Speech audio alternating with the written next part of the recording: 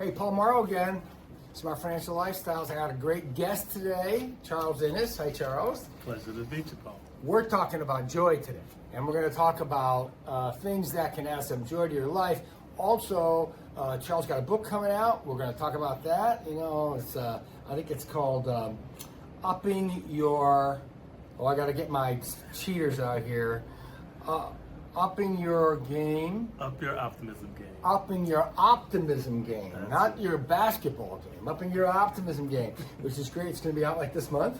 In another week or so, yeah. Another week. March And 24th. so you'll be able to stay in touch with us and get a copy of that. What's cool about this discussion we're having today, Charles and I had a little discussion. We got referred together.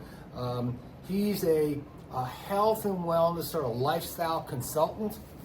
In fact, he was just telling me he's actually working with physicians, teaching them how to do some lifestyle consulting with their patients, you know? Absolutely. So tell me, or tell the folks actually, because I know a little bit, how did Charles Innis end up here today in our office? Give me the life and times of Charles. Beautiful. First, I want to say thanks for the invite. It's a pleasure to be in person and not on Zoom, so Yeah. I'm excited for the podcast and the conversation. I'm actually originally from New Orleans. Okay. And I was a young athlete. I got injured a lot. And when a physical therapist helped me to get back to basketball, I decided that that's what I wanted to do with my career. So I came up to go to college at Boston University to study physical therapy. And here I am, 30 years later, Boston is still home. Well, Boston University got some of my money. Thank you, my daughter Bianca. Yeah, right. Great school. Go ahead. Yeah, and so I started my career as a physical therapist and personal trainer, and in that early part of my career, I was so obsessed with anatomy and physiology, and I just wanted to help people with their physical health. Mm-hmm. And then back in 2013, I got hired as the on-site wellness coach for employees at Blue Cross Blue Shield of Mass. Okay. And initially, I talked to people about diet and exercise and sleep and all the body things, but a lot of people came to me with stress-related concerns. And so I started realizing, oh yeah, the body's important, but the mind is also important. And I developed a passion for positive psychology, became a coach, and that kind of set me off on this journey to try to help people to be healthier and to be happier. Okay. So we're going to talk a little bit about the work that Charles does, but I will tell you that we're going to frame some of it in the context of what a financial guy reads, which is me, right? Because I am not a health and wellness expert, although my wife is very deep involved in the whole mind-body connection, and I'm not Deepak Chopra, but I do have some black glasses that I can put on. But I just finished reading, there's a University of Michigan study about these things, and especially for the population that listens to us and talks to us among retirees, like a huge spike. And it says that 28% of retirees suffer from depression, which I thought was like a really huge number. And it's because apparently the loss of a job, according to this Michigan study, is roughly exactly the same as the loss of a spouse or a loved one, right? Even loss of your favorite pet. I mean, it's incredible what sends people into this situation of depression. But Charles, what we want to talk about are positive steps that you can take, whether you're a retiree or maybe a young person having stressful financial situation. I'll talk about the money part, but why don't you talk about the action items that people can do if they're experiencing some of this stuff? For sure, absolutely. And it's interesting when I think about lifestyle medicine, one of the things that we talk a lot about is not just adding years to the life, but life to the years. Abe Lincoln. And so, famous quote. Yeah. And so I think that a lot of people, as they age, that's part of the thing is, how do I add life to my years? How do I have joy? How do I have purpose? How do I have meaning in all these positive emotions? And what I would say is that from an emotional perspective, there's kind of 3 strategies we can use to influence how we feel emotionally. We can use body strategies, mind strategies, and behavior strategies. So we can get more joy by what we do, we can get more joy by how we take care of our bodies, and we can get more joy by how we think. And so we got all those different strategies that we can use to add some joy and life Well, to you our know, it's years. interesting because I just finished a conversation with someone that's going to be on the podcast upcoming, and we're talking about this topic because he's very deeply involved in charitable projects, charitable giving, charitable planning, and you know, it's a very joyful thing to help other people. Absolutely. And it's one of the action items that people can take. And it doesn't mean you have to be Bill and Melinda Gates or Warren Buffett. I mean, he's a really big believer in baby steps. In fact, I did an interview with the woman that runs Last Mile Foundation, and she gave me an unbelievable statistic that the average amount of money they spend at Last Mile, it's a huge foundation to help students get through college. In their last 18 months, a very large percentage of students run out of money. And all it takes is about $2,000 to $3,000 to help them finish. Now that's $2,000 to $3,000 to get that student graduated. And then when you look at the delta between what a graduate of college earns and a non-graduate, it's $2.5 million over their lifetime. So what an ROI, as we say in the financial, what an ROI. $2,500 to get a healthy, hardworking person the opportunity to earn another, $2.5 million, pay taxes, raise a family, buy a house, right? These are really good things. So for those people that are looking for purpose in their life, this comes right out of this study on folks who have feelings of anxiety, depression, whatever. I mean, Teddy Roosevelt said the number one thing is to take action, right? Take action. So what are the kind of steps that you would suggest for people, whether they're a retiree or a young working person? What kind of steps should you take if you're starting to feel these kind of like, I don't know where I'm going, I'm spinning my wheels, you know? Yeah, and so I'll give you these three broad categories, and sometimes I feel like I sometimes think of behavior care as soul care, and so if we're feeling down, it could be a sign that we need to spend more time on things that just light our soul up. And so there's three pillars of soul care. Okay. It's connect, play, and serve. Okay. And so you mentioned service a little bit already. It's food for our soul. And so anytime we can serve, whether it's giving money or spending time or, cleaning up a beach, it doesn't really matter what we're serving, but anytime we serve, it just really does help to add some life to our years. Connection, of course, is important, and I know we talked a little bit earlier about how important, how loneliness is a risk factor for everything, for dementia, for heart disease, for so many other illnesses. It's a illnesses. huge factor. I mean, it's in my book on longevity. It's in basically this study. I mean, the symptoms of depression, which are sad, anxious, empty, irritable, restless, can't sleep, gain weight. I mean, all these things are bad things. Yeah, right? yeah. And a lot of them are driven by loneliness. Yeah, and it's interesting because I feel like sometimes when we're successful, I'm here 1,500 miles away from the South, and so I have family. And so I feel in Boston, especially, I meet a lot of people who have traveled thousands of miles to better their careers, but as a result, they're farther away from their families. And then their life just grows in a way where they're just a little bit more isolated from the people that they were closer to. And not that everybody has to move in with their family or get a house next door, but we can do our best to connect through technology and create rituals. I know for me and my mom, that was one of the things that we did, me living away, is I wanted to set some rituals about calling and checking in. I wanted to set some rituals about going to visit. And so it's like, I know that I'm going to, I'm going down for Mother's Day in a little bit, that she's going to come up in the summer. I've been telling her about the sand sculpture at Riviera Beach. Okay. And I sent her pictures. She's like, I want to see the sand sculpture. So she's going to come up this summer, and I'm going to take her to Riviera, and we're going to look at. Well, I will tell you, I know there's a lot more joy in my world because my son decided not to go to Tulane, and he went to Trinity in Hartford, which he and his mom, who are very close, were only maybe like an hour and a half apart from each other. And I have to tell you, having lived through it, and again, we have a very close family, and I think that a very small family, close family, and family's like huge, especially when you got things on your mind and you talk to somebody or whatever.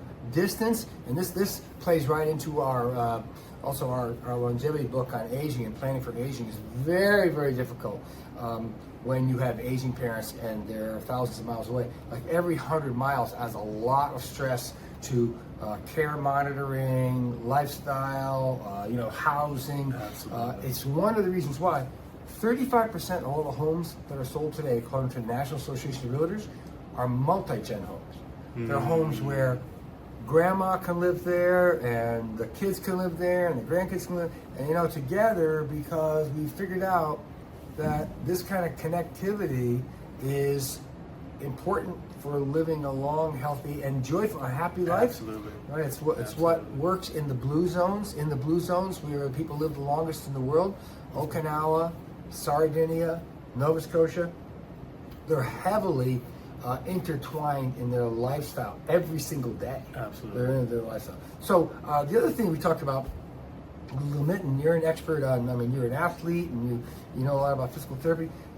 My wife uses the expression, she's going to hate me for quoting her on this, movement is medicine. Yeah, but Absolutely. just moving, Absolutely. you were kind of explaining to me, it releases some sort of like chemical stuff that actually makes you feel better, think clearer. Tell me about that. For sure, absolutely. So we have, of course, like we mentioned, behaviors that we can do, like service, play, and connection, and we also can feel some more joy through our body. And when I think about like the main ways we can kind of take care of our body, I think of movement, I think of nutrition, sleep, nature, and breathing exercises. Okay. And so sometimes we might do things that incorporate all of them. And so if someone can move outside with people, it's one of the best things they can do for their body and their mind. And it doesn't have to be anything hard. It could just be walking around the park or walking in the neighborhood. Because again, movement, it is medicine. They always say if they could put exercise in a pill, it would be the number one pill for everyone. Right. My wife never comes back from walking the dogs in a bad mood. Whatever. In fact, the two of us do it together. Sometimes we get out in the woods, and we've been multiple dog owners for years. We're actually down to one now, but I think it's going to be two soon. But we go out with the puppies into the woods, nature, which what they do in Asia, woods baths. Forest bathing, yeah. Forest bathing, Absolutely. we go out in nature. We also have a tendency, if you're out and you're walking, you talk a bit, which is, again, it's that whole socialization Engagement, thing. connection, right? yeah. And, of course, she has one of those watches. I Yeah, don't yeah. wear, I've got one. You got one, yeah. Of course, Charles has it. Like, how many steps, how many stairs, right? She's always because they gamify all this exercise stuff. But she'll come back and say, well, okay, you can have that ice cream cone. We just did like 7,000 steps and 20 stairs or something. And, it's a good thing. So it's movement. It's that old theory, that Deepak Chopra thing about your mind and your body's always talking to your cells or something. I forget exactly how it goes, but getting the good feelings going, from doing exercise. Yeah. And let's talk a little bit about nutrition. I know that it's a difficult situation for some families, families of modest means, especially with big families, to eat a lot of quality food and get access to quality food and all that. But there are some ways around it. Nutrition is really important. For sure, absolutely. And if we were just going to try to keep it simple, because I know a lot of people have all their things about nutrition, is the more real whole foods we can eat, the better it's going to be. Real foods, right? Yeah, and so and what I'd say is, as a coach, anytime someone's thinking about making some change, I like the baby steps. And so it's like you don't have to all of a sudden change everything and eat perfectly, but just find some real whole food that you like and see if you can incorporate it a little bit more. And so, and of course, like you said, everyone's situation is different, but it can make a big difference. And one thing I'll point out, just sugar. And I know I know you're gonna get a lot. You're gonna get a lot of blowback on this, Charles. My brother. I'll tell you about my brother's sugar consumption, but go ahead. All I'm gonna say is that the countries that eat the highest levels of sugar have the highest levels of depression. And so, if someone is really trying to improve their mental health, the first thing I would say is that just pay attention to how much processed refined sugar you're eating. And so, when people tend to switch to whole foods, their sugar consumption tends to come down, but eating a lot of processed sugar really is one of the hardest things on our body and one of the hardest things on our minds. I'm telling you, my wife's gonna love this. She has a little app. She points at every piece of food and it tells her, whether it's good or bad or processed. But my brother and I grew up again very modest means, and what we would call today a triple decker. 3 families living in one house, downtown New Haven. Not exactly a glorious place in the 50s, and we ate a lot of junk. It was just the way it was. And he fell in love with sugar. So in order to sort of put a fine point on it, a couple of years ago for Christmas, we bought him one of those 25-pound bags, the big bags of sugar you get like at a Costco or something. Okay, yeah. And we gave it to him on Christmas Day because he eats like 3 sugars in every coffee, every cup of tea. Sugar, he loves sugar, right? Anyway, a 25-pound bag of like processed sugar was gone by June 1. And that's a lot That's of a lot of sugar. extra sugar. Yeah. Holy cow, a lot of extra Yeah. sugar. Well, since then, of course, my sister-in-law's been all over him like crazy, right? And we don't buy him any big things of sugar anymore. Yeah. But sugar's one of those things, I mean, it is a little addictive. I I have know, to say. it tastes good. It tastes good. And it's interesting because I feel like I grew up, I was addicted to candy too. I ate candy all the time. Being from New Orleans, when I was in high school, New Orleans was the fattest city in the world. Really? And I didn't know they did such a thing. The yeah, fattest it city was in the fattest city in the world. Wow. I mean, laissez les bons temps rouler, let the good times roll. Yeah. And I know people might not believe this, but as a young athlete, I had high blood pressure. Oh. And so I was in shape, I was lean, I could run through walls, but I had high blood pressure. Every time I had an injury, high blood pressure. Now here I am as an older adult. I changed my diet because I went to school and I learned, and my blood pressure is 110/70. Wow. And so a teenage-year-old athlete eating fried foods and soda and candy all the time, and I had high blood pressure. Almost 50-year-old guy who doesn't work out nearly as much, and I have normal blood pressure because my nutrition's changed so much. It's super interesting. I know that, again, I'm going to give a plug to my wife, Linda, who's, she's a personal trainer. She's does Pilates, yoga, all this great stuff. Yep, Right? yep. Linda's into all that.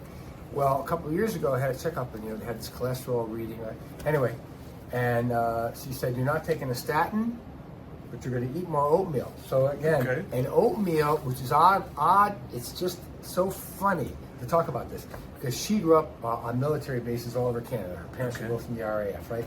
Very modest means. One of the best foods, which is also one of the cheapest foods, Absolutely. is regular old-fashioned oatmeal. And her dad would make a big pot of it on Sunday. Like put it into bags and freeze it. They would eat it all week long.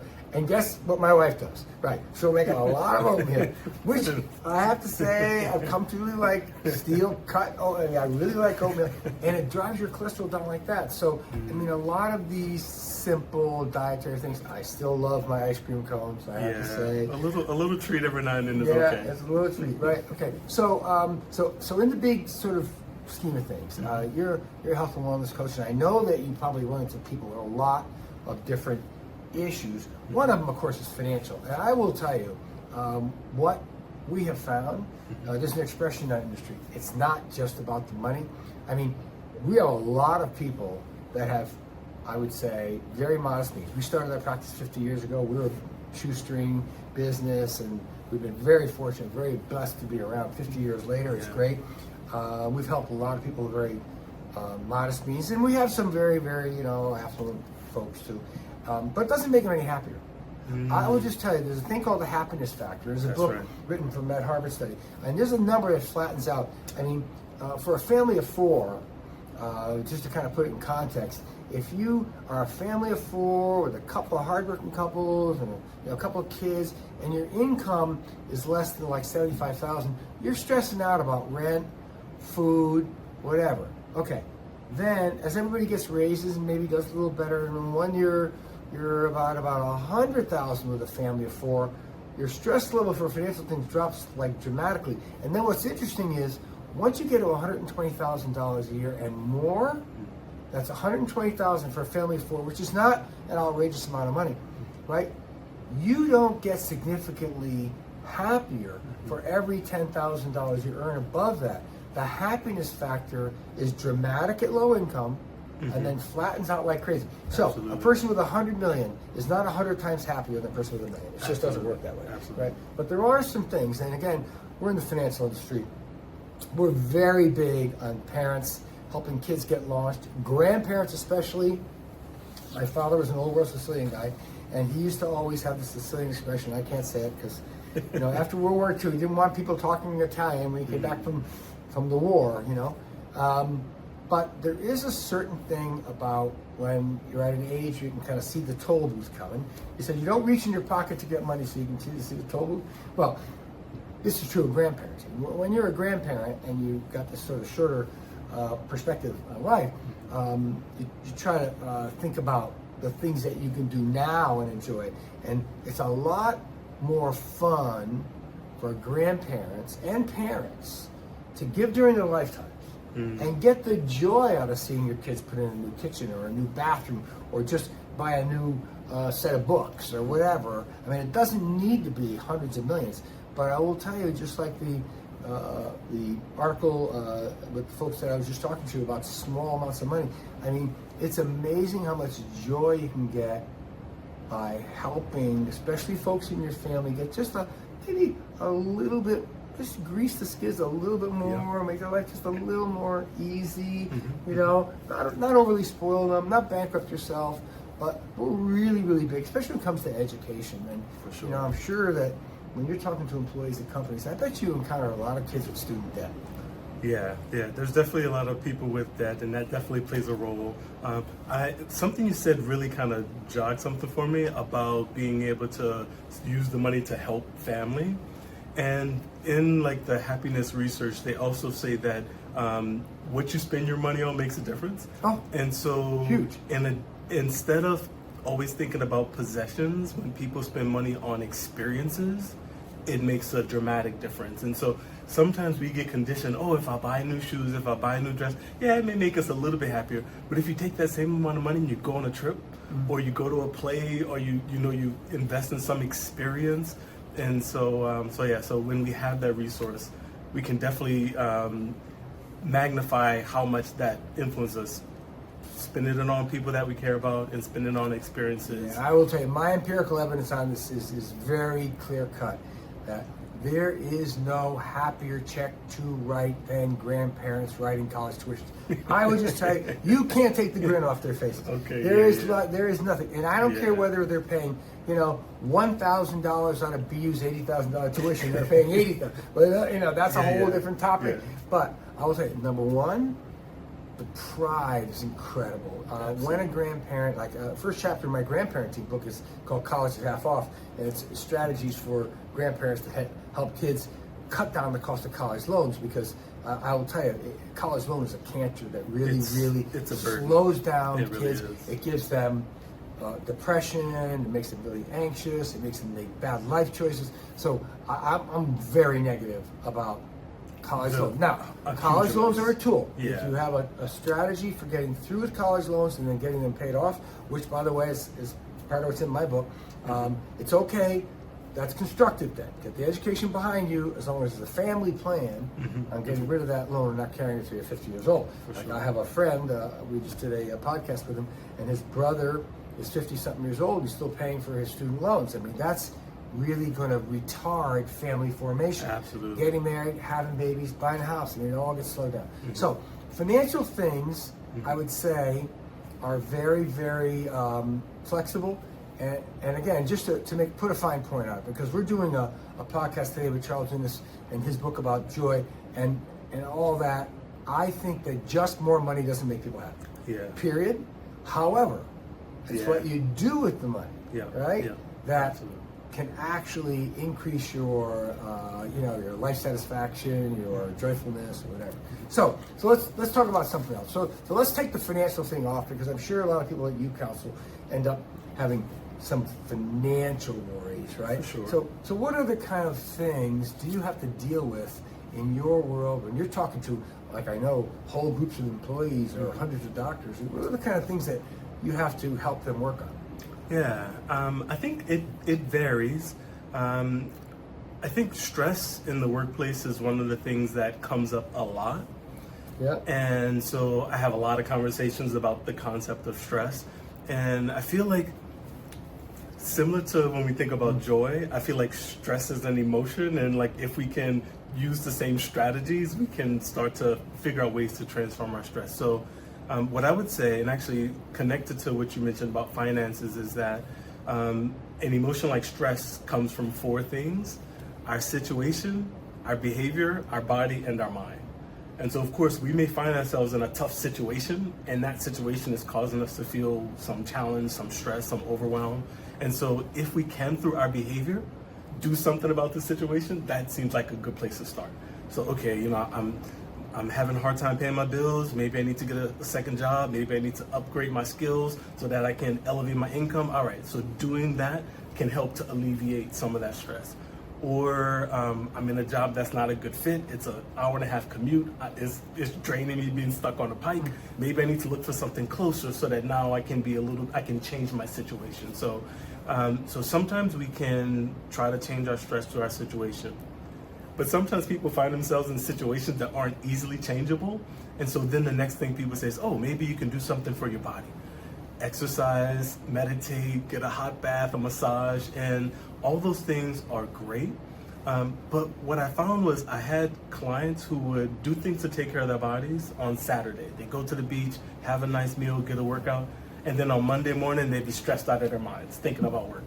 And I was like, okay, the body is important, but also if the stress is being driven by the mind, then I have to support people in trying to figure out how to use their mind to change their experience of stress. And one very, very common thing that I'm guessing that some people might be identified with is worst case scenario. So many people, when something happens, they go to the worst case scenario. And thinking about the worst case scenario just overwhelms them, paralyzes them, traps them with fear. Yeah. And so I might say, okay, that's a potential, but let's think about the best case scenario. Let's think about the likely scenario. And that kind of helps people to come off the ledge a little bit. And then they can look at their situation a little more objectively and figure out, okay, what is my best step moving forward? What's interesting is that in the world of finance and in the research that we've done on longevity and with this current piece of research from the University of Michigan, number one, I have to say that for working, for the topic of working, number one thing is to stay in a soul-sucking job you hate is really dangerous to your health, your mental health, whatever. And in many, many cases, I could just like fill this building that we're in here full of people who've made a decision to do maybe a less stressful job for a certain amount of less money, but maybe better personal benefits, more retirement, more days off, whatever. So you have to look at the whole picture. If you're in what we generally refer to as a soul-sucking job just for money, it's not going to work out well for you. Number two, in this study, this Michigan study, and many other studies, is that if you love your work, don't stop. I actually have a picture over here behind me of a man in an astronaut outfit who designed the spacesuit that Neil Armstrong wore to the moon. Okay. And I hired him as a consultant 20-something years ago at 70, and he didn't stop consulting, I think, until he was 95. Now, if you like what you're doing, and it adds joy to your life, personally, I will tell you, so I'm on my third act, and I do this a couple days a week, but I don't do like 6 days a week, 12 hours a day like I used to. But I'm doing the things that I like to do. Continuing to work in a field you enjoy is very good for your mental health, which then goes into your physical health. And by the way, as a side product, it goes into your economic health. Yeah. Right? So I do think that working is something that people need to pay attention to, and they need to pay attention to it their whole life.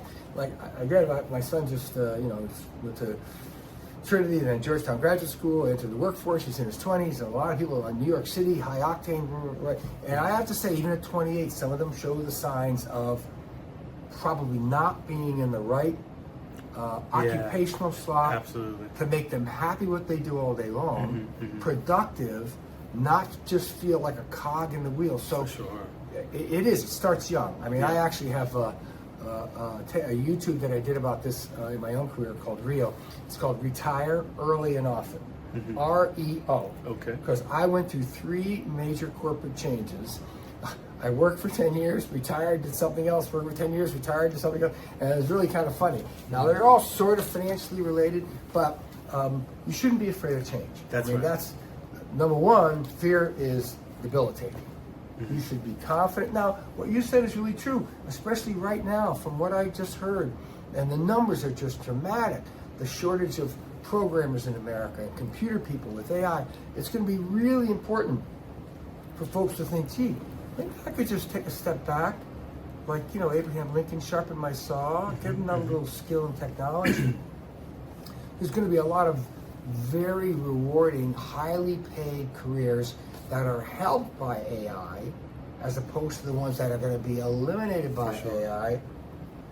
And most of the AI jobs that are going to be eliminated are robotic, like a register, an extension of a register, a person working just checking people out, people just doing repetitive work, which isn't that rewarding. Those jobs are going to be going away in the future. So it's a good probably action item to think about. And look at where you are occupationally, in your career, in your age slot, and whether you can do some modifications for the future, or if you love what you're doing and you're 60-something years old, don't let anybody talk you into stopping. Absolutely. It's not a good idea. So we talked about work, and then we talked a little bit about health and wellness. And tell me, your counseling work, which is kind of interesting, your counseling work is 90% remote, so you don't really meet people. Yeah.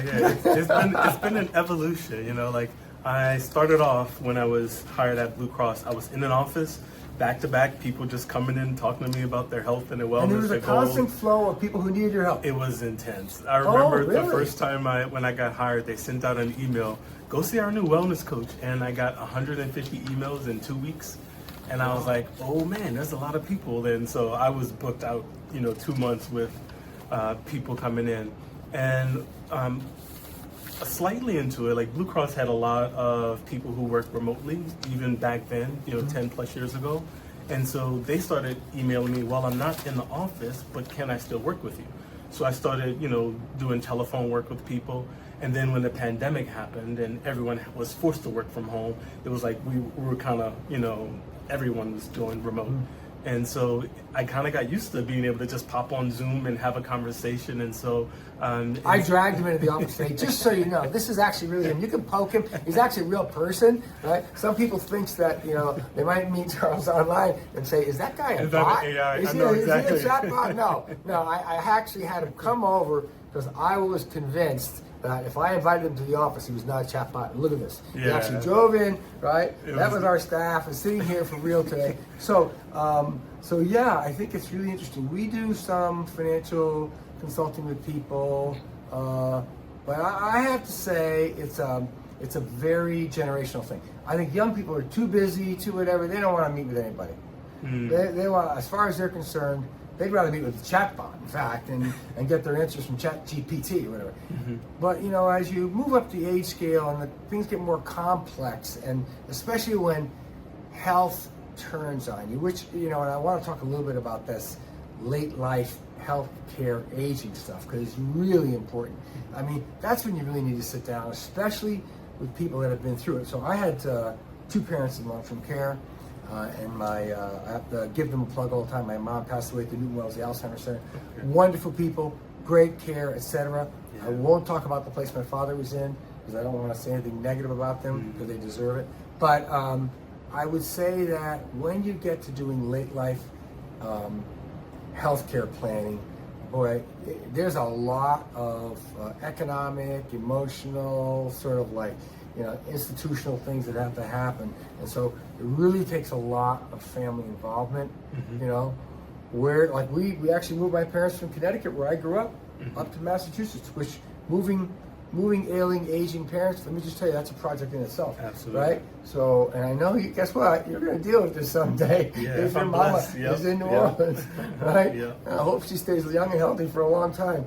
Otherwise, you might be doing these phone calls from the cafe eating B&As down the road. Although one of the beautiful things about the remote work is that now when I go, I can take the computer and spend more time down there. So that is a huge benefit that, I have been able to spend a little more time. Technology assistance. So, in the healthcare situation as people age, and I don't know how many of these folks that you work with, it's really common for people to have difficulties dealing with aging parents because there's a lot of intertwined emotions here. It's really challenging. And I guess what I'd say is, I know everyone's situation is a little bit different, as a coach, when I'm sitting in front of someone, I try to think of them as a hero in their own story.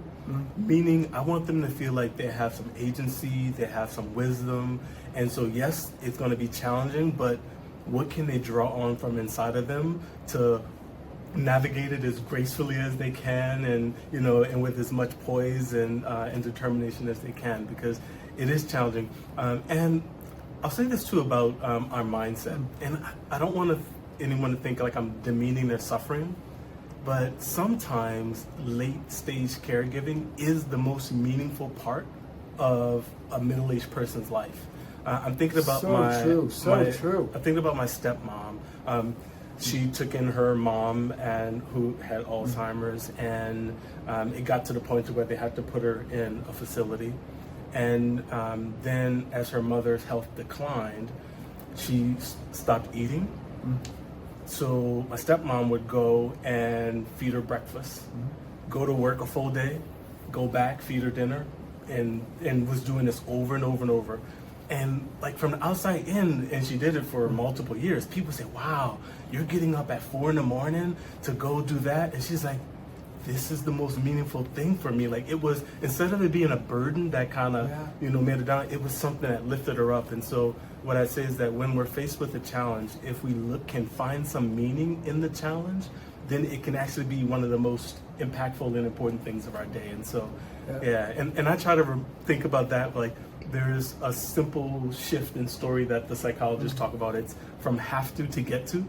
So I have to go to work. I have to take care of my parents. I have to work out. When we're thinking about it through that obligation lens, it just beats us down. Versus I get to go to work.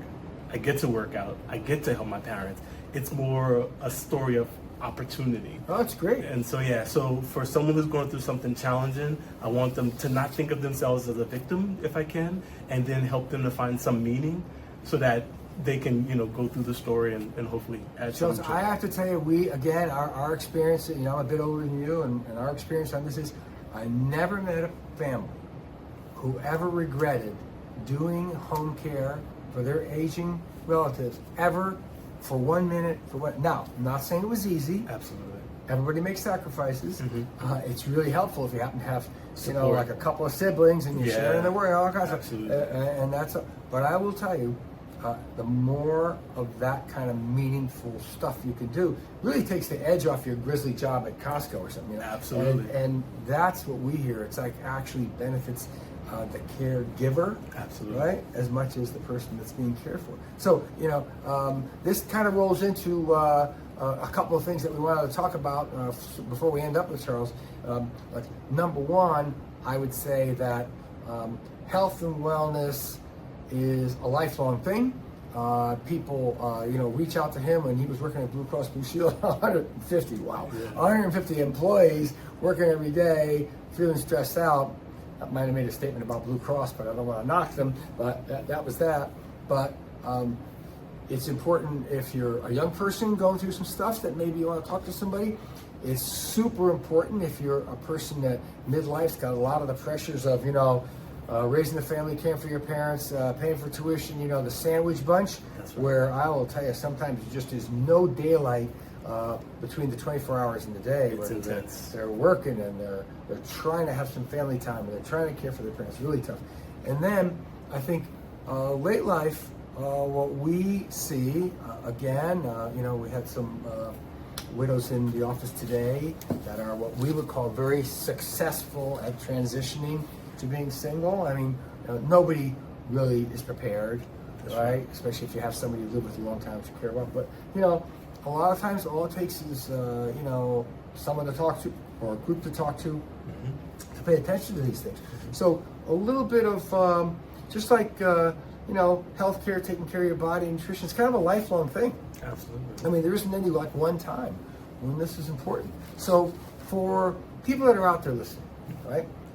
We're going to give them some sort of like pointers on how to do this. So I guess let's start with this. So if you're in a company somewhere out there in the universe, and they don't have a health and wellness lifestyle consultant, I think you might want to like give them Charles's name. I mean, I think that would be very handy. Okay, that's number one. Number two, If you're an individual, and Charles does individual health and wellness lifestyle, what do you call it, coaching? Yeah, Coaching. So you can reach out to us or put you in touch with him. We're going to have all of his contact information listed there.